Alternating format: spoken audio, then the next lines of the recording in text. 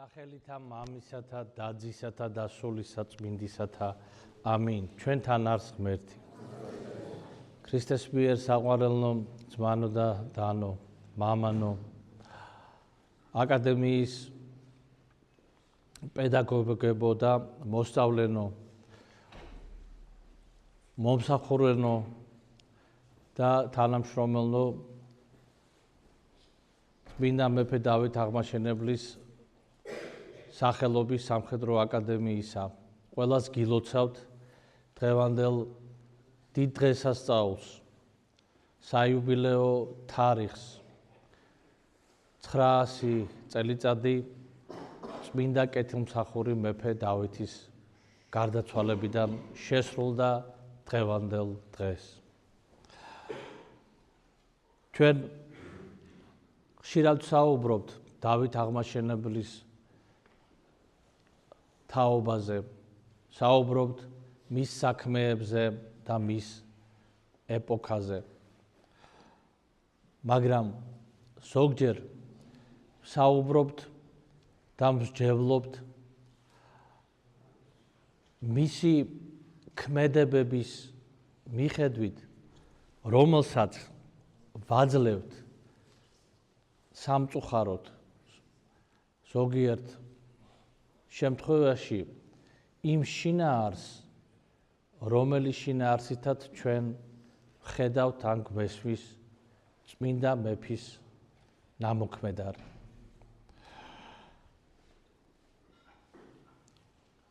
ამგვარად საუბრობენ მეცნიერები, ისტორიკოსები თუ საზოგადო მოღვაწენი, პოლიტიკოსები, მკვლევარები,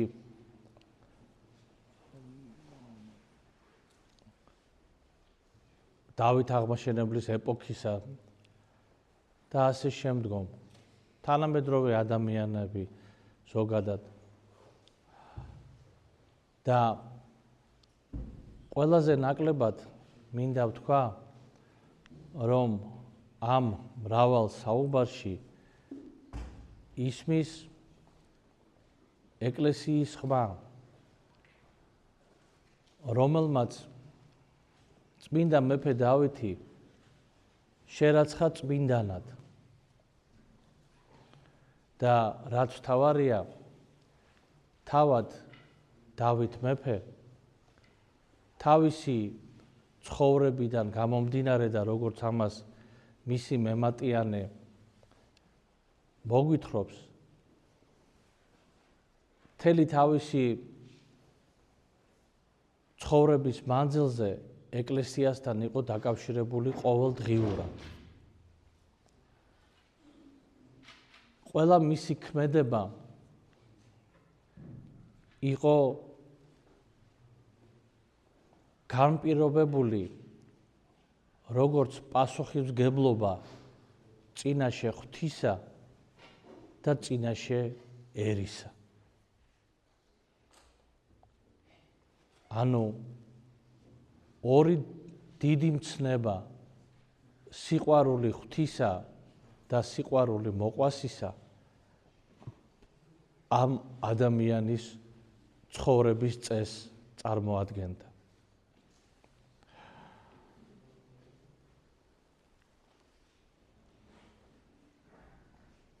მუდმივად მისი მრჩეველი იყვნენ არა მხოლოდ საერო პირები, არამედ სხვაზე უფრო მეტად გამორჩეულად იყვნენ სასულიერო მოღვაწენი, გიორგი ჭყონდიდელი მიტროპოლიტი, არსენ ნიყალთოელი. მე არ ვისაუბრებ იმაზე, რა გააკეთა ჩვენმა დიდმა წინაპარმა ეკლესია მონასტრებისთვის. მე მსურს შევეხო იმას, თუ რა გააკეთა ამ ადამიანმა, ამ ჭეშმარიტად დიდმა მოღვაწემ ქართველი ერისა ქართველი ერისთვის. უმძიმეს ვითარებაში ჩაიბარა მან სამეფო. დიდ თურქობა, ომები, ქართველთა სამეფო ლიხსიქით იყო შეყუჟული. აღმოსავლეთში ბატონობდა მომხდორი და მტერი. და ამ ახალგაზრდა კაცმა, რომელიც ჩაუდგა ქვეყანას 16 წლის ასაკში, იტვირთა სიმძიმე არა მხოლოდ ქვეყნის ვითარებისა, რომელიც იყო განპირობებული გარე მტრული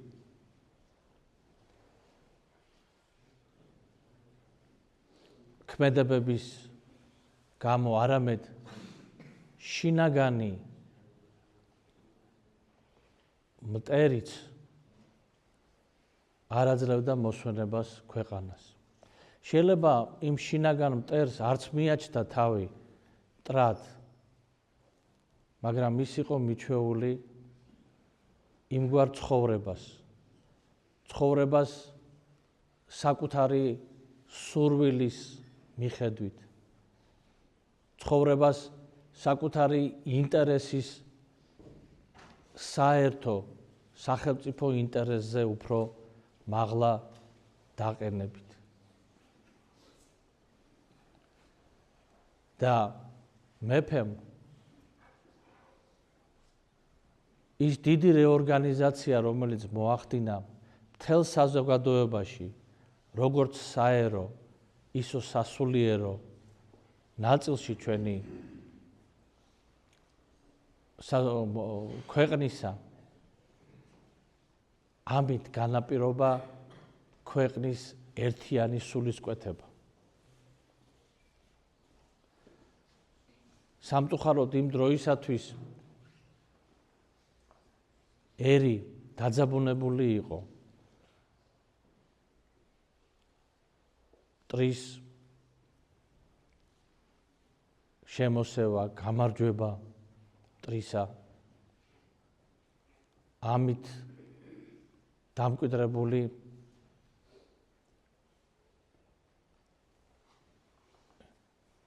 შიში თუ აპატია თუ სასოწარკვეთილება ერს ჭირდებოდა ხნეობის და თავგანწირვის დიდი მაგალითი. მაგრამ ხნეობა და თავგანწირვესთან ერთად იყო აუცილებლად საჭირო სიბრძნე. სიბრძნე, რომელიც ამ წმინდა მეფეს ჰქონდა მონიჭებული ღვთისაგან.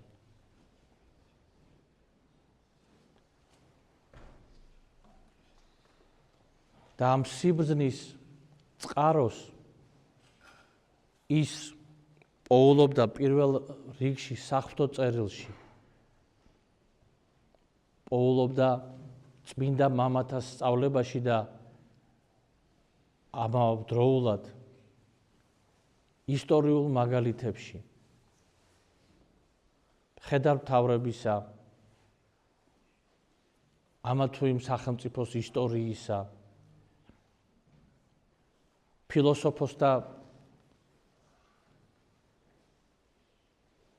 სწავლაში, ანუ ეს ადამიანი ყოველდღიურად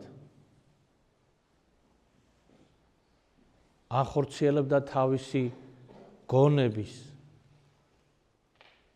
და შინაგანი სამყაროს გამდიდრებას. მისი მემატიანე ბრძანებს, რომ ცხენზე ამხედრებული მეფე სალაშქროდ თუ საქმეებზე მიმავალი წიგს კითხულობდაო და ხშირად სხვაზე უფრო მეტად წიგნი რომელსაც კითხულობდა მეფე დავითი იყო სამოციქულო ანუ საქმე მოციქულთა და ეპისტოლეები მოციქულებისა პავლენი ძალიან ხშირად კითხულობდა პავლე მოციქულის წერილებს და ნიშანსაც სვამდაო თუ რამდენჯერ წაიკითხაო წლის განმავლობაშიო და 24-ჯერ ქონდა წაკითხული. ეს ერთ წელიწადს მხოლოდ.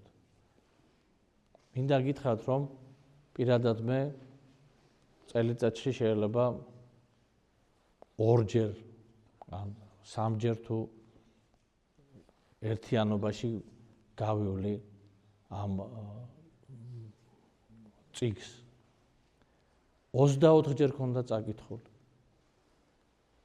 ეს იმას ნიშნავს რომ ის არა თუ კითხულობდა არამედ მისთვის ყოველი სიტყვა იყო მნიშვნელოვანი და მან შინაარსობრივად წვდომა წმინდა მოციქული პავლესი და სხვა მოციქულთა წერილებისა განახორციელა და აქედან საზრდოობდა სულიერებითა და ცხოვრებისეულის სიბრძნით. და მან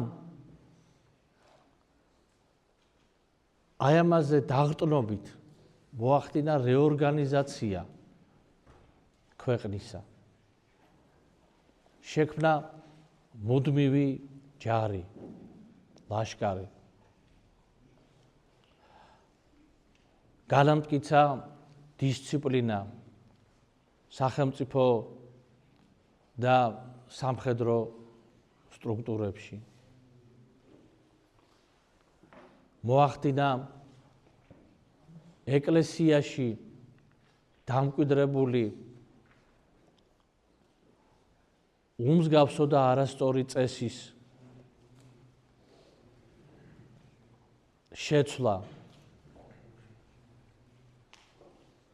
რამე თუ იმ დროისათვის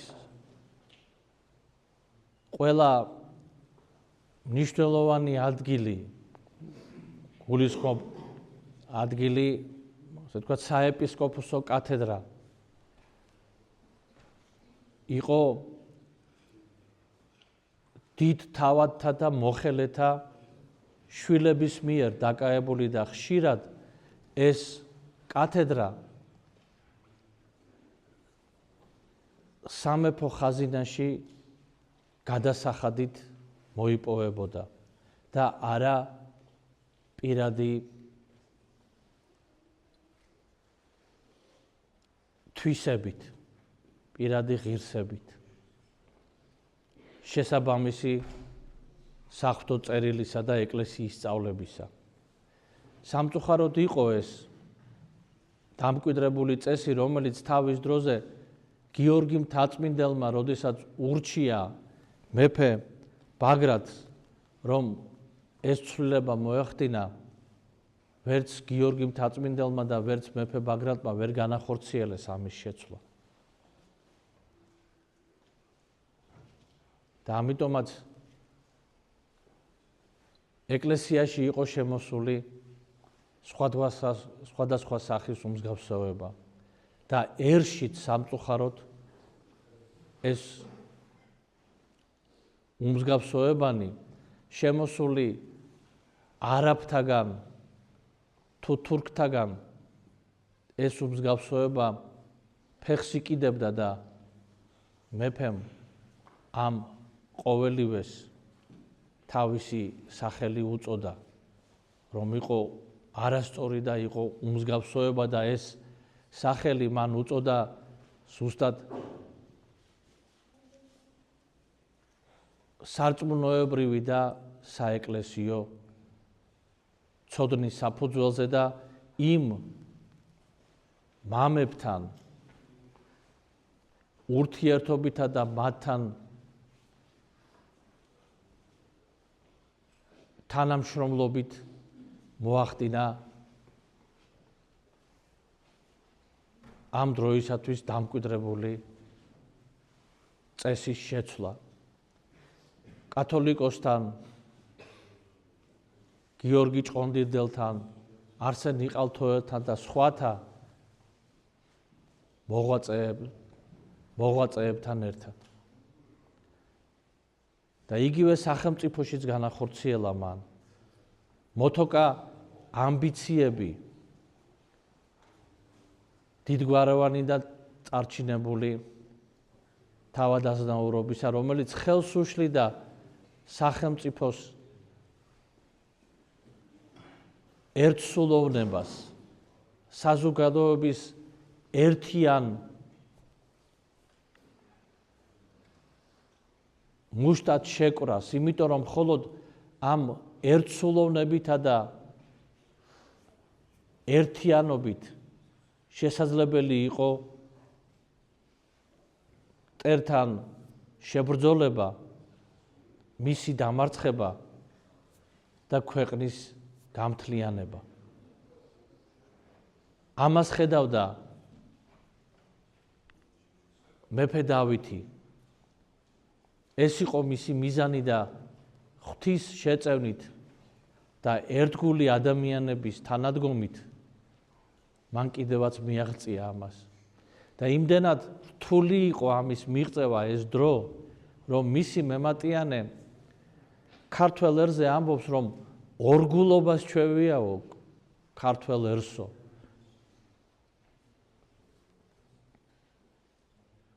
და იმის მაგივრათო რომო სინანული გამოეხატათო ის ვინც ცოდავდაო, იმის მაგივრათო მათ გესლიანი ენები გამოაჩინეს და იყვნენ მეფისთვის ლანძღვაში, მის განკითხვაში და ჭორების გავრცელებაში.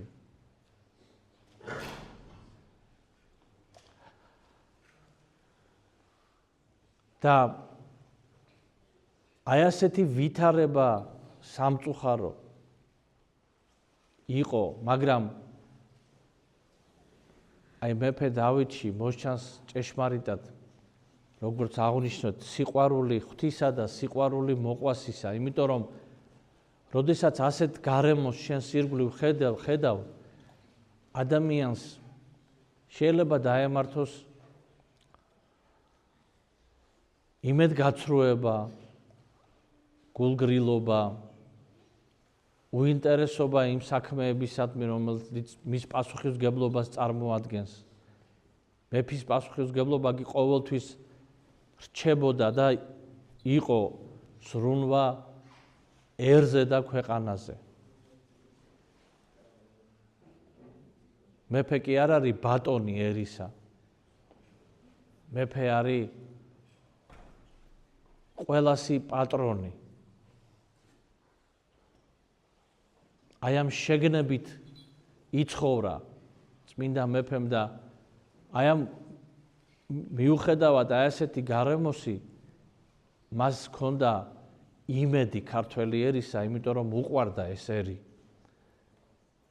და ხედავდა მის თვისებებს, რომ ერში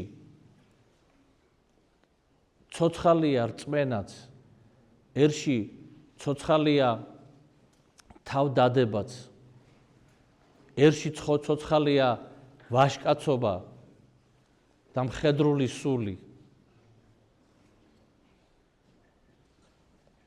და ამას ყველაფერს სჭირდება შთაბერვა სიცოცხლისა და ეს სიცოცხლე ენიჭება ყველა ცალკეულ ადამიანს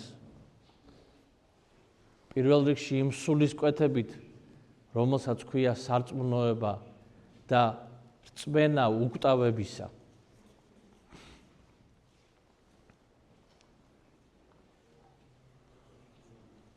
ალბათ გახსოვთ თქვენ დიდგორის ბრძოლის წინ ნათქვამის სიტყვები წმინდა მეფის, რომელმაც ჩახერგა ჯარმა მისი ბრძანებით ჩახერგა უკან დასახევი გზა და მასზე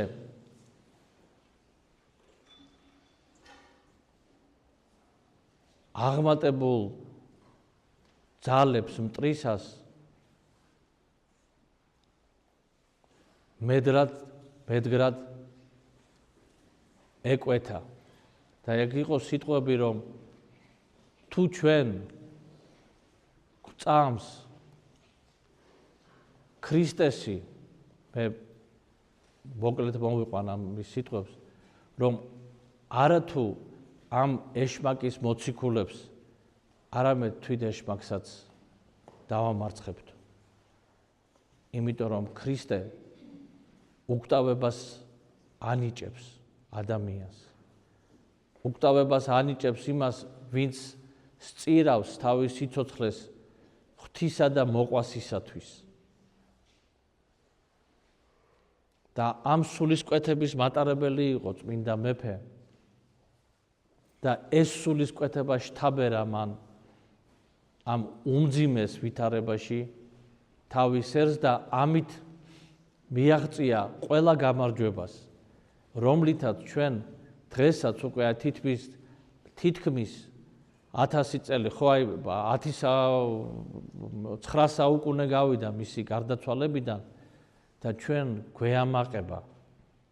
გვეამაყება მისი მიღწევები, გვეამაყება მისი ნამოქმედარი, მისი სულისკვეთება, მისი დანაბარები, მისი ანდერძი. 9 საუკუნეა ერი ამით ვამაყობთ. ვიღაცამ შეიძლება თქვას, რომ 9 საუკუნის გავიდაო და მეტი თითქოს ვერაფერი ვერ შევიძინეთ ჩვენო, გარდა იმისა, რომ ჩვენი წინაპრების საქმეებით და ჩვენი ისტორიით ვიამაყოთო. ყველა ერის ისტორიაში არის ფურცლები დიდებისა და ფურცლელი უპატიობის და უღირსების. მაგრამ ქართველ ერს ჭეშმარიტად შეუძლია იამაყოს თავის წინაპრის დანატოვართან ერთად იმით, რასაც დღეს მიაღწია. ჩვენ დამოუკიდებელი ქვეყნის შვილები ვართ. ჩვენ შევინარჩუნეთ ჩვენი ენა, ჩვენი სარწმუნოება, შევინარჩუნეთ ჩვენი ტრადიციები და ჩვენი წინაპრების საფლავებს პატივს მივაგებთ. და 21 საუკუნეში სხვა ერებთან ერთად ქმნით დედამიწაზე ცივილიზაციას. ეს ძალიან დიდი მიღწევაა, ძვირფასო ძმანო და დანო. ჩვენ გვყავს ჩვენი სამხედრო ინსტიტუცია, საქართველოს ჯარი, რაც ერთ-ერთი ატრიბუტი არის მნიშვნელოვანი დამოუკიდებელი ერისა.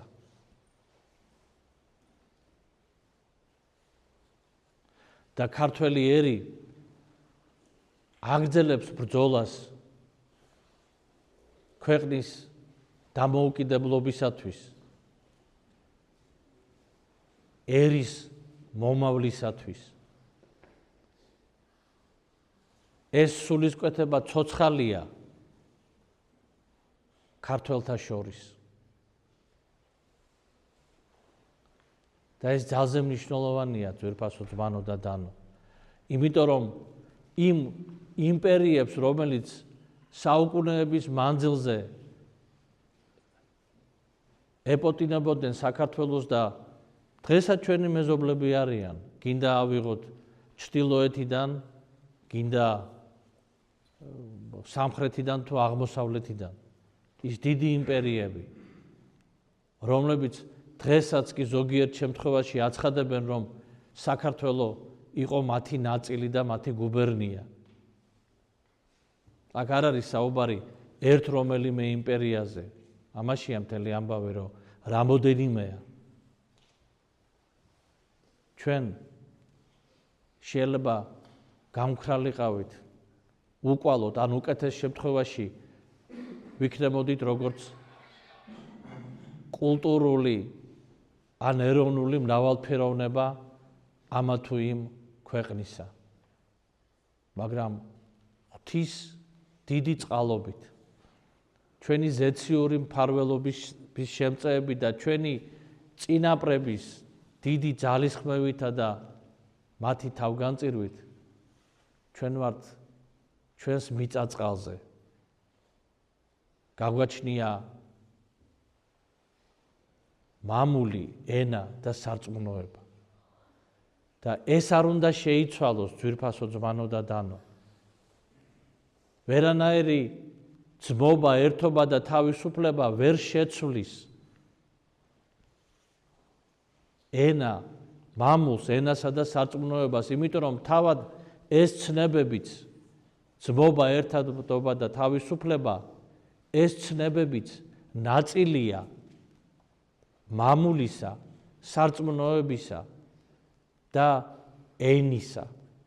ამ ცნობიერების ნაწილია და თუ ჩვენ უფრო მაღლიდან უფრო დაბალზე გადავედით, მაშინ პირიქით კი არ შევიძენთ, არამედ დავკარგავთ.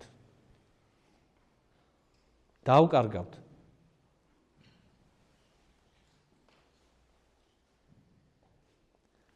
და აი ამას ემსახურება საქართველოს სამხედრო ძალები, რომ დაიცვას ეს განძი ერისა, მამული, ენა და სარწმუნოება. დაიცვას მომავალი ჩვენი შვილების, რომ გავაგრძელოთ საქართველოს ისტორია, გავაგრძელოთ ჩვენი წინაპრების გზა, მაგრამ გავაგრძელოთ ღირსეულად, პატიოსნად, სარწმუნოებით, ერთმანეთის მიმართ პატივისცემით და გულისხმიერებით.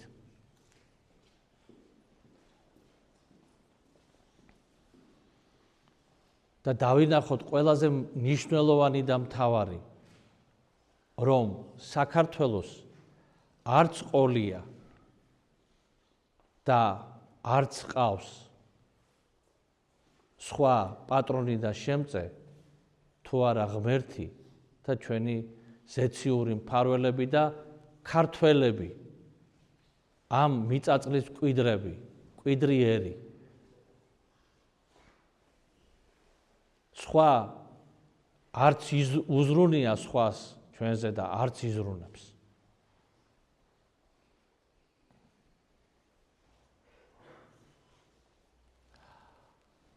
და ამიტომაც გვჭირდება ჩვენ ერთსულოვნება და ერთობა.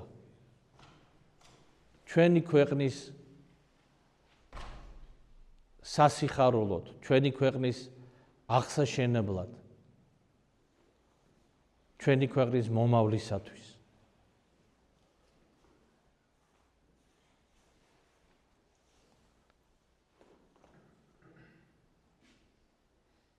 და სამწუხაროდ, აი როგორც მეფე დავითის დროს ზოგიერთ თავარს ეგონა, რომ მისი პირადი უფრო მნიშვნელოვანი იყო ვიდრე ქვეყნის საქმე, იმიტომ რომ ვერ ხედავდა ერთობლიობაში ქვეყნის წინსვლის და განვითარების, ღირსეული განვითარების გზას, სამწუხაროდ ზოგჯერ დღესაც ასე ხდება. კიდევ ერთხელ ვამბობ, რომ საქართველოს რომ ყოფილიყო დაპყრობილი ან ყოფილიყო რომელიმე იმპერიის ნაწილი, შეიძლება უკეთესი ცხოვრება გქონებოდა ჩვენ ყოველთვის. მაგრამ ჩვენი წინაპარი უკეთეს ცხოვრებას კი არა ეძიებდა, არამედ ეძიებდა თვითყოფად ღირსეულ ცხოვრებას, დარჩენას ქართველად და ამ მიწაწყლის შვილად. და ამაში ყველანი ერთად ვიყავით ჩართულები. ქართველები თუ სხვა ერის შვილები, ვინც აქ საუკუნეების მანძილზე სახლობდნენ, არაბებიც, ებრაელები, სომხები თუ ბერძნები და სხვანი, ვინც იყო საქართველოს და ვინც არის საქართველოს შვილი.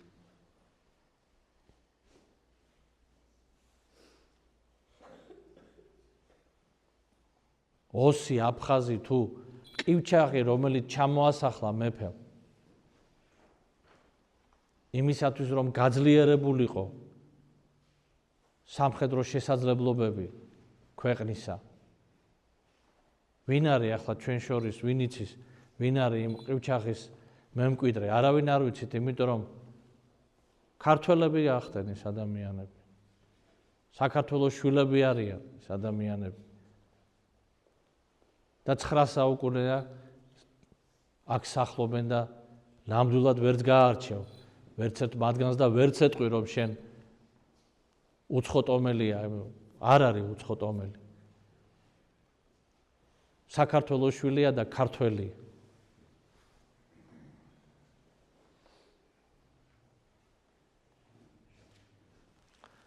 აი ამგვარად ძვირფასო, ძმანო და დანო, აი ეს პასუხისმგებლობა ქვეყანაზე ზრუნვისა, ეს არის ერთიანი პასუხისმგებლობა. ეს არ არის მხოლოდ პასუხისმგებლობა მთავრობის, სამხედრო ძალების, პოლიციის თუ მეხანძრეების და ასე შემდეგ. ეს ყველა ჩვენგანის პასუხისმგებლობა, რამე თუ ჩვენ ვართ ამ ქვეყნის მოქალაქენი. და ჩვენ ვქნით საზოგადოებას ამ ქვეყნისა და ეგ საზოგადოება უნდა იყოს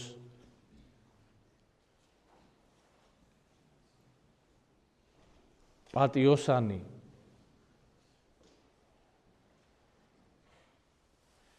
მორწმუნე,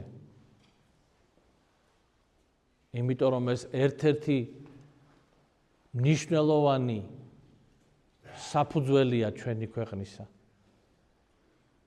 და უნდა იყოს უნარიანი, განათლებული. და პასუხისმგებლიანი ყველა ადგილას, სადაც ის იშრომებს და იმსახურებს. ამის გარეშე არაფერი არ გამოვა სასიკეთო. პასუხისმგებლობის, პატიოსნებისა და სარწმუნოების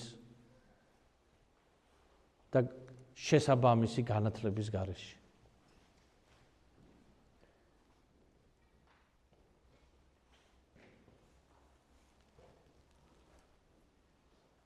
და პირადად მე ძალიან მიხარია, როდესაც ჩვენი ახალგაზრდები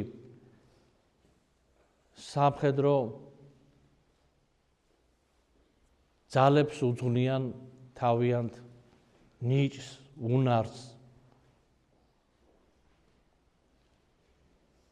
რამე თუ ერთ-ერთი ყველაზე საპატიო მსახურება ქვეყნისა ეს არის ყოფნა ქვეყნის ჯარისკაცად. მით უმეტეს თუ როდესაც თელს ცხოვრებას უძღვნი ამ საქმიანობას, ხდები ოფიცერი და შენი ცხოვრება არის დაკავშირებული ამ საქმიანობასთან. ყველა ჯარისკაცი მზადყოფნაშია, რომ თავი გასწიროს საჭიროების ჟამს. რთულ ვითარებაში ეს არ არის, ზოგჯერ რთული ვითარება იმით გამო კი არ არის, თქვა რაღაც ომი რო შეიქმნა, შეიძლება ღმერთმა დაიფაროს, მაგრამ შეიძლება იყოს კატაკლიზმი რომელიმე. და მაშინაც საჯარისო ნაწილები, სამხედროები გამოდიან და უზარმაზარ შრომას ეწევიან. მოქალაქე და დასახმარებლად. და ეს მუდმივი მზადყოფნა არის ჯარისკაცისათვის.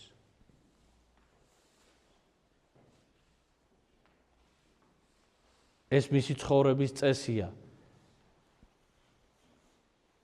და ამაზე საპატიო შრომა ცოტა თუ რამ არის, მინდა გითხრათ, იმიტომ რომ ჯარისკაცი სახლში ყოფნის დროს, მე ჯარისკაცს საუბრობ მთლიანობაში, არ ვაცალკეებ ოფიცერს თუ ჯარისკაცს, იმიტომ რომ ქვეყნის ჯარისკაცები ხართ ყველანი.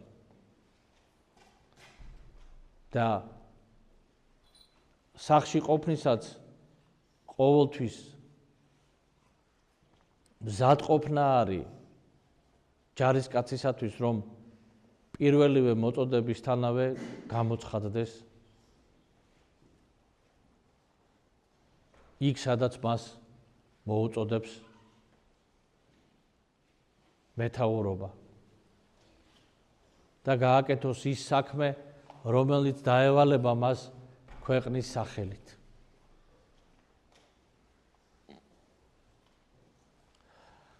მინდა ყველანი დაგლოცოთ სამხედრო აკადემიის მოსწავლენი, მასწავლებლები, ოფიცრები, სერჟანტები, აქ მომსახურე პერსონალი, ყველას გისურვოთ ღვთის დიდი წყალობა, წარმატება თქვენ საქმიანობაში და იცოდეთ, რომ თქვენ დიდად საპატიო და ღირსეულ საქმეს შეუდექით, რომ იყო შენი ქვეყნის ცველი.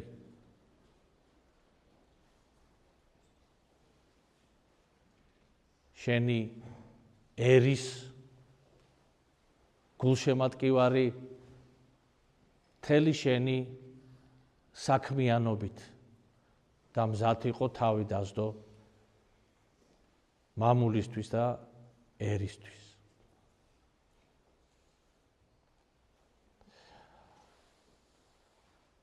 კიდევ ერთხელ გილოცავთ დღევანდელ საიუბილეო თარიღს ჩვენი დიდი მეფისა. მის მაგალითში პოვეთ, ყველამ ერთად უნდა ვპოვოთ ძალები სიყვარულის ღვთისა, სიყვარულის ქვეყნის, სიყვარულის მოყვასისა. და ეს მაგალითები მრავლად გაგვაჩნია ჩვენ როგორც ადრეულ ისტორიაში, ისევე თანამედროვეობაშიც მინდა გითხრათ. რამე თუ ჩვენი უახლესი ისტორიის პერიოდშიც ბევრმა ადამიანმა დასდო თავი და ერთგულად ემსახურა სამშობლოს თლიანობას და ერთიანობას.